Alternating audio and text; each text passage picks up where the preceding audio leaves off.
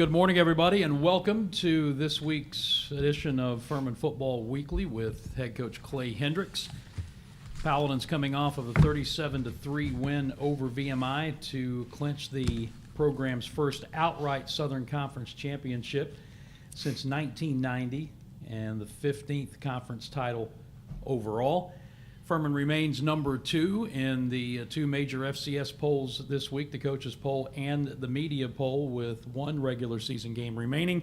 That is at Wofford this coming Saturday at noon. More about that as we go through today's press conference. Joining Coach Hendricks at the podium, linebacker Dan Skiana, tight end Mason Pline.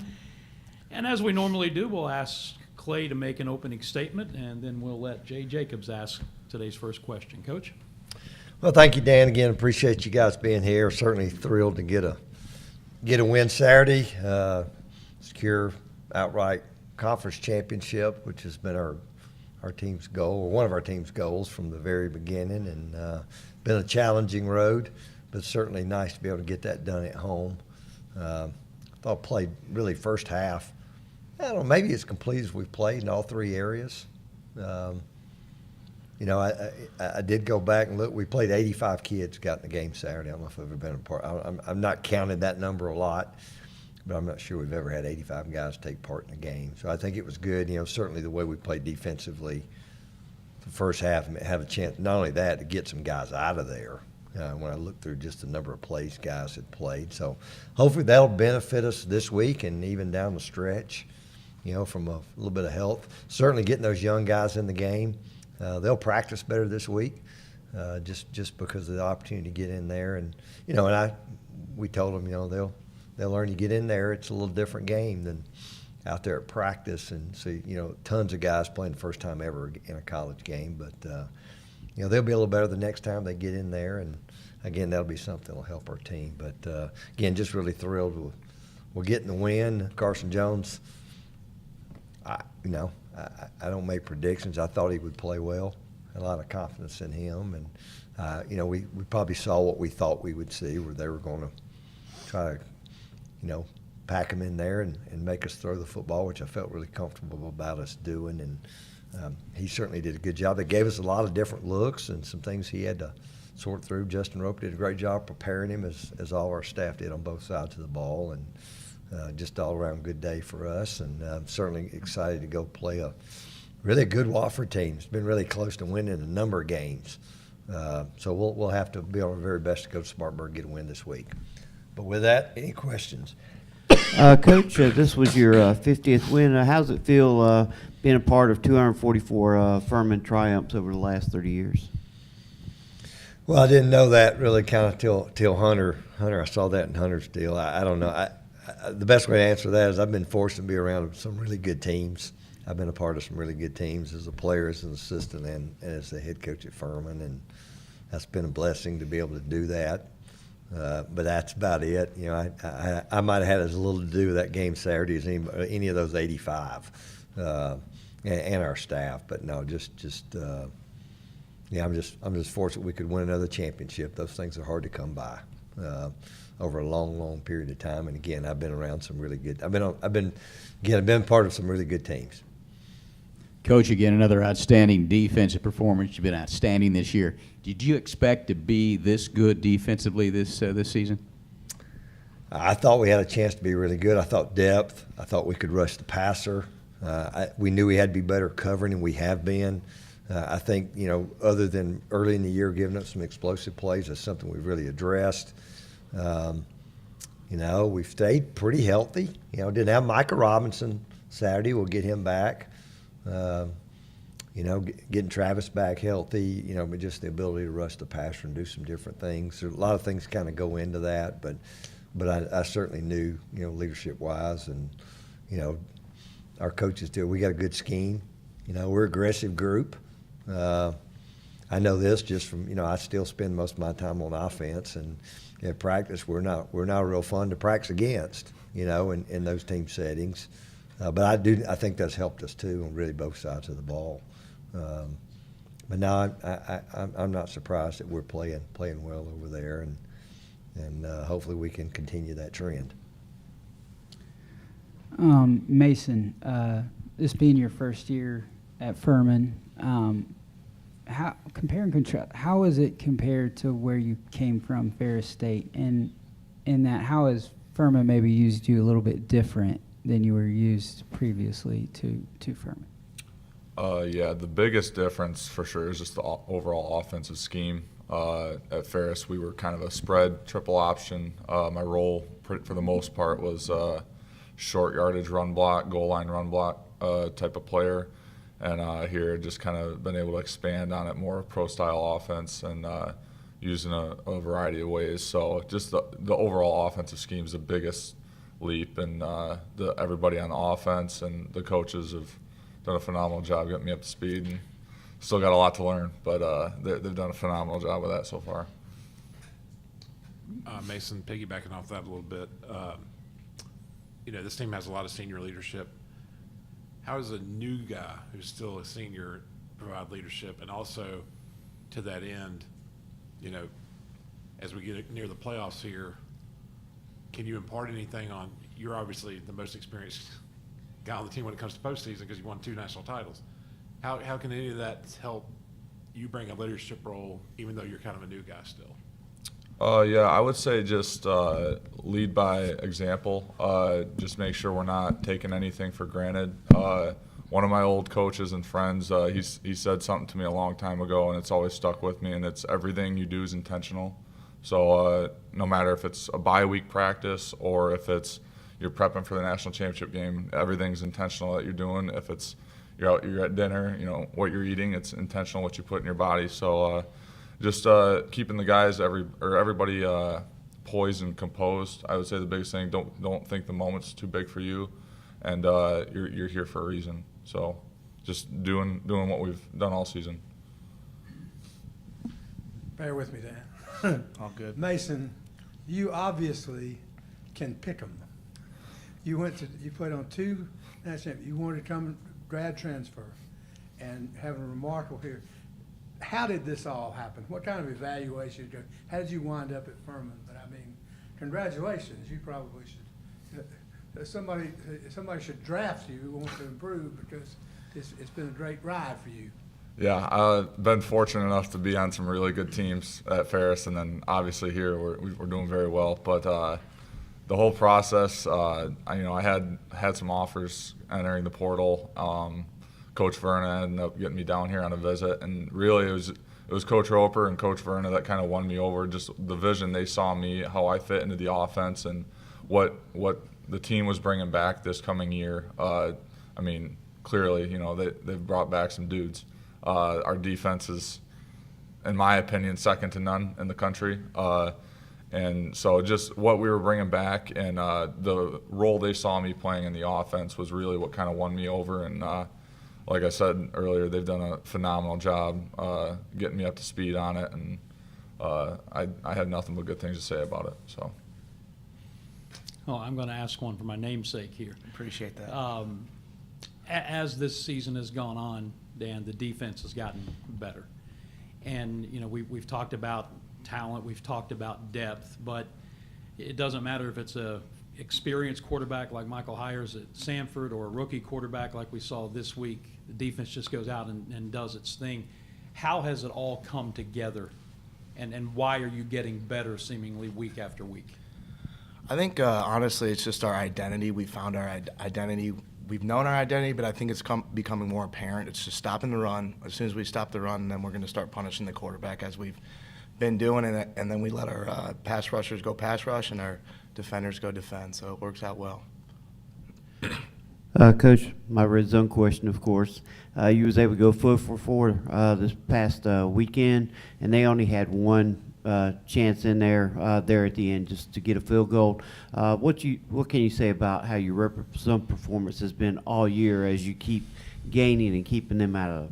Well, I think I think it still keeps going back to the ability to run the ball. And I mean, quite frankly, I look at our team right now. One thing we got to do better, but there's some things we need to clean up in the run game. And I think we're leaving some yards, leaving some points out there.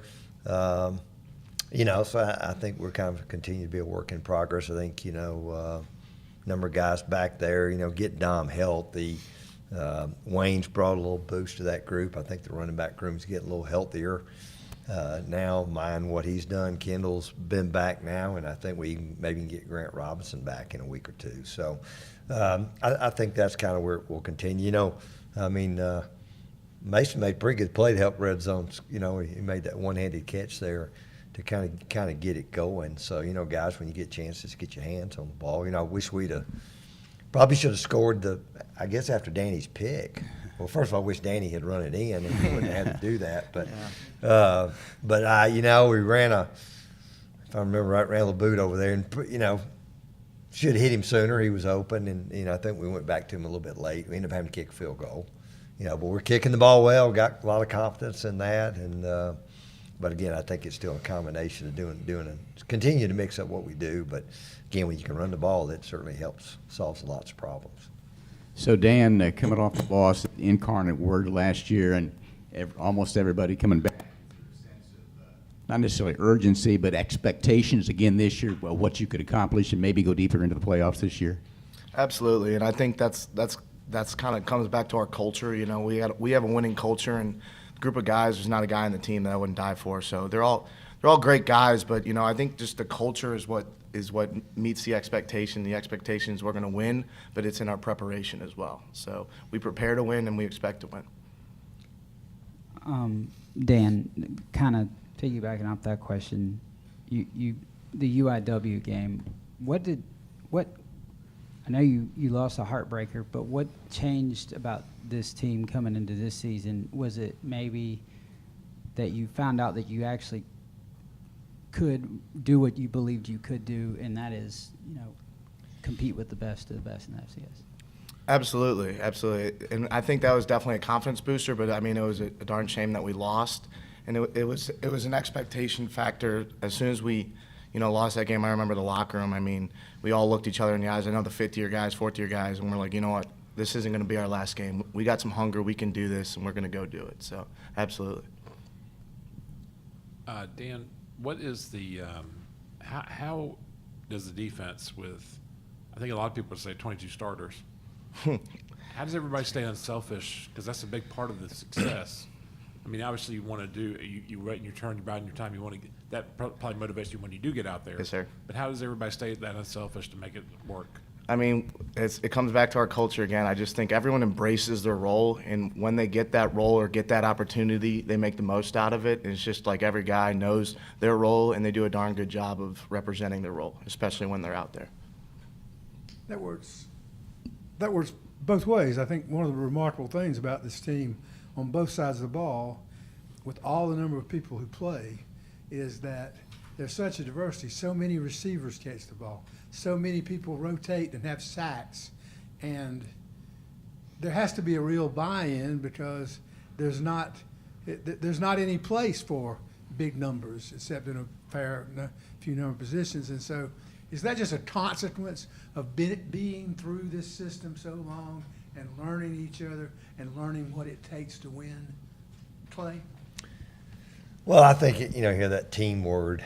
You know, I mean, I think in the day, that's what I think the team's more important than the individual stuff. And again, that's just been the buy-in. And, you know, we have a really unique kid here. I think he's bought into the education. He's bought into the challenges that come with going to school here. You know, I don't know, and I think you get enough of those kinds of guys around each other. And, you know, you don't win every game, but you're a hard group to beat, even when you don't win every game. And so I think it's just kind of the makeup of our young man and our staff. You know, they've done a phenomenal job. And, yeah, I think we got good schemes on both sides of the ball. And as I say, we're not the most talented, but we have talent. You don't win a championship without having talent. You can win some games, but you know, we certainly a talented group. But I think it's like I said, a unique mixture of kids and personalities, but the buy-in's all the same. And again, it's been a formula. And certainly when you win games, it's a little easier to sell that formula to guys. And I truly think guys understand that's had a lot to do with our success. Clay, what's been your relationship in general with kickers over your career? and then specifically what turned Ian around? I mean, he was struggling early, and now all of a sudden he's made 8 in a row, starting with that important one at Western Carolina. Well, I was an offensive line coach forever, so I always felt like I had a pretty good relationship with kickers, and but even my time here as the head coach, we've been fortunate. We've had really good kickers. I mean, we've kicked the ball, punted the ball well. We've got a really unusual situation with Ian and Axel, and we've tried to let it play out for 2 years, and they just were both so solid. And I mean, quite honestly, with Ian, I mean, Eden's about as steady as they come, about anything. He stays out of the highs and lows. I think even when he missed a couple of kicks, he hit them pretty good. He just, he missed one. There are a couple of longer ones. And it's, you don't remember a lot of the big ones you make. You remember the ones he missed. But he's got a lot of confidence right now. And again, I wouldn't hesitate from 60 yards him kick a field goal. There's some conditions certainly could play in there, weather or wind or part of the game. But from an ability to do it, I wouldn't even think twice about it. And that not having to cover as many kickoffs as we do. We cover them, but not having to tackle because he kicks so many touchbacks, that's huge. He's our backup punter. Just been really solid. So. Dan, the defense has 33 sacks going into the 10 games, about the most recorded in regular season. Tell us a little bit about how you're doing on those. I think it just goes back to our identity again, just stopping the run, and as soon as we do that, we're able to attack the pass rusher. So Coach Vaughn's able to put us in the right call for the defensive backs to cover people, and then obviously for the defensive linemen, linebackers, if we're blitzing, to kind of tee off on the quarterback. So that definitely helps when you're in a passing situation, those second and longs, third and longs, you can tee off on the quarterback. Coach, you pay much attention to the polls and playoff projections at all? Not really. I mean, I'm a voter, as I've said, so I do try to put a little bit of thought into it, each week. Looking at scores, kind of looking at matchups, those type things. And I keep mine I've got them from the weeks before, so I kind of pay attention to that, just so I feel like I'm kind of doing my due diligence. Projections, what's that matter? I know this. We're in a good spot. We got pretty good control over about where we can be, and does it matter and where you're located and the path you're going to be set on? Absolutely. So why this game's huge for us. Like Saturday was huge for us, for certainly winning an outright conference championship. And I actually think it's been pretty cool to have that. Maybe you'd have a game that maybe wouldn't mean as much in the grand scheme, but we had to win it outright last week. Our kids want to go undefeated in our conference. We'd love, we haven't really talked about it, but I know that 10 games in the regular season haven't been won around here very many times. I was going to say 3 or 4, and I remember a couple of those, and hard to do, and so I think those are things you want to do. And then certainly I'd love to have a chance to be here every week because, I told our team Sunday, we got 2 games. We got a 2-game schedule, and, we've done enough to get to play another game. But, lots of different things can go into that. But I've certainly paid attention to it, and I have a lot of confidence in the other people in our conference too, and I certainly take that into account as a voter. But otherwise, we got a big game. One of our goals is our so-called state championship. We feel like we can beat the other 2 teams in our league in this conference, and we got a chance to have a pretty good year. So we got a bunch of stuff we want to play for this week. Coach, now that you have won the outright SoCon title and having that out of the way, does that somewhat narrow the focus going into the final game of this regular season, and how does maybe that winning that game last week help your focus for this week? Well, one of the things I told our team last week, I had hoped, I thought a little bit of sense, maybe more so offensively than defensively, but maybe even a little bit defensively is just playing a little freer. just cut it loose. And I thought we played that well, played that way. I thought we had a really good week of prep, because that's what it comes down to. What kind of prep do you have? We had a really good week of prep, and I thought our guys, you could just kind of sense it in the way we started the game. So, yeah, you'd hope we can cut it loose. And, we're going to get to play again regardless. But we also, there's, we got other things we want to do. Our guys are really bright. You don't have to spell it out, for them. But I hope they do. I hope they can go cut it loose, and hopefully they'll give us a chance to go play better. Coach, I hope I'm not asking the same thing that was just asked twice, but in a different way. But it's interesting how different championships are, because the last SoCon champions here is 2018. You got snubbed for the playoffs. You go into that final game with Mercer that year, having to win to get a share of the title and having to hold them to like 16 or something to get the auto bid. So you missed out on the playoffs by 14 points, basically. And then the last outright champion here in 1990, well, they won the outright title, but they had to go on the road right from the get-go. And it seems like a pretty safe bet that you're going to play again at Paladins Stadium this year. I'm not putting the cart before the horse or anything like that, Right. but just how much different is it to not have the pressure maybe you had 5 years ago, or whatever, going into this finale? Oh, yeah. We're sitting here a year ago. They were coming in here, and we play. I thought we played really well defensively. We didn't play real well early. No, that's certainly big. I think you talking about I remember that day. We were also score listening because we needed a little help. And I think we found out by halftime we'd gotten the help, and then, the tiebreaker was all screwed up, where they counted everybody. If it had just been the three teams, we would have won it. So, yeah, I'd like to think that. You'd like to just go play. Does it free up a little bit? I hope so. I hope we play kind of that way anyways. But that when I heard that about 90 last week, I really didn't remember that. I think the first maybe 6 that I was a part of here, 3 as a player, 3, I think they're all outrights, and then there hadn't been one since. I think maybe we got sent to East Kentucky first round, played really well, and then we go to Nevada and play in I think maybe like a triple overtime game. No, like I said, it's I don't think, again, it just goes back to the process, because at the end of the day, we got to go practice well. We had a good practice yesterday. We'll come back tomorrow, and it's just day by day. But maybe in the back of your mind, does that free them up a little bit? I don't know. Maybe. I hope so.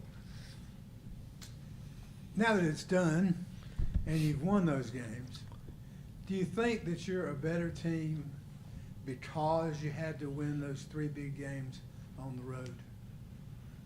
Oh, absolutely. And I think the other thing, and Scott brings this up about the, whether it's home or away, I think our kids are the same, Is it nice to be in your bed on Friday night? Maybe so. Yeah, and the home crowd, yeah. But I just think our kids are the same, and I think that's been a big plus for us. Come on tape, and I watch them within our, and just as we get ready for this opponent and the opponent last week, I watched the VMI 2 weeks ago. I thought they should have beaten Chattanooga. I thought they outplayed them, and it's just, but it's all about every week. You just got to line up and go play. But I think, they'll probably play our best football early in the year, but we found a way to defense cover for the offense cover a little bit for the defense, play good in the kicking game, and then kind of gotten playing better, dealt with a couple of injuries throughout there. And then obviously even with Carson last week, or stepping in 2 weeks ago. Again, just good teams find a way to get it done. And that's really just kind of our goal. It's kind of a two sides of the same coin question directed to you, Coach, and then for both of the players. But we start talking about 13 conference wins in a row and chance to go 8-0 and all of the things that haven't been done since 88. That's some pretty elite company for this team to be in. You were here, so would like you to speak to it. And then for the players, how aware are they of the sense of the history of this program and kind of the territory that you're walking in right now? Well, they hear it from me, and I know I think one of my responsibilities for them to understand that. So I'd bring that up. I give them a little bit of a history lesson from time to time. But, really until the last few weeks, and I saw some of Hunter's with his notes, and you really hadn't thought about that very much in some ways. You've won so many road games, but I do remember those times, and where we had a great run going. I said we went in 88. 89, I thought still one of the best teams to ever play here. We lose in the snow out here in the semifinals, and Coach Spangler and I will still argue about they wanted us to win at Georgia Southern, so we could have played them in Statesboro the next week. But that run, that run was pretty cool. I told somebody the other day, and heck, man, enjoy it, because I promise you, it doesn't last forever. It's and you go back and look at it, and man, it's been challenging. It's been challenging, which I think you actually appreciate it a little bit more when it's that way. It'll be something to remember later on. Don't give it a lot of thought right now, because it doesn't matter. It really doesn't matter now. We got to go win this week. Go play well, but I don't think some people maybe realize how hard it is to do. I know how hard it is, and shoot, I guess it's the old, at some point it'll end. Some point, I guess it's the old Pete Rose analogy when I asked him when the hitting streak ended. I remember what he said. And said, "Are you kind of relieved?" He said, "No, I'm pissed off that it's ended." And that's probably how I'll be whenever it does. So we're just trying to enjoy it right now when we can, and we're just trying to go win a game this week. Mason, with a young quarterback coming in last week, and we saw and know what he did at Chattanooga. Any different approach with him getting a full game and what you were able to accomplish on Saturday? Not really. I mean, we've kind of all seen it in practice. Like, as the year's gone on, he's gotten better and better every single week. He's run our 2-minute offense drill on Wednesdays every other week, and it's like Coach Roper said, it's for a reason.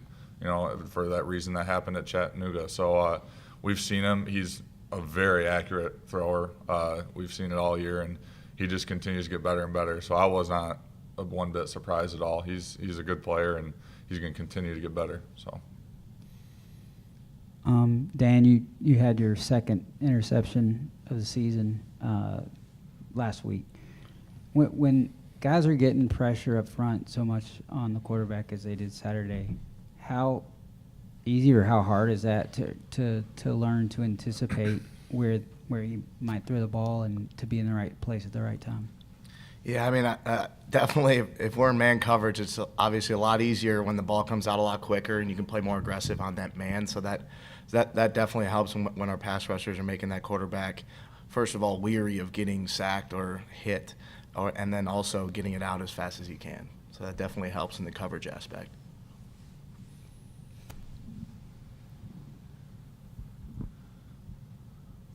Clay, some thoughts about Wofford?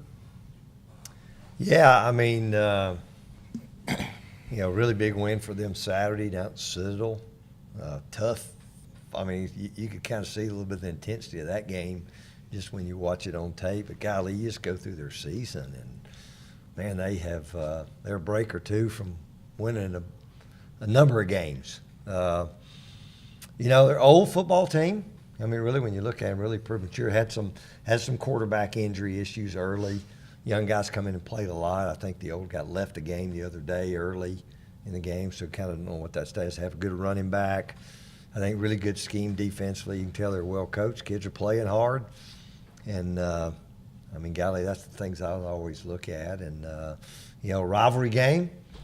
So this will be it for them, and I'm assuming it's senior day over there. So there'll be a bunch of kids playing their last game against us, and I'm sure they'd love nothing more than to play well against us. So we certainly need to be ready. Need to have a great week of prep, and I absolutely expect our team to have a great week of prep and go play well.